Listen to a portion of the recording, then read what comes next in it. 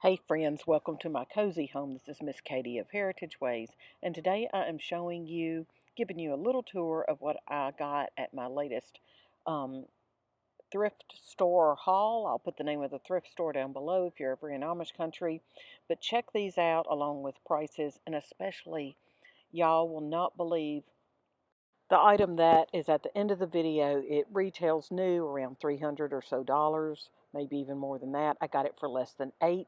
I hope you're counting your blessings, and we'll talk next time.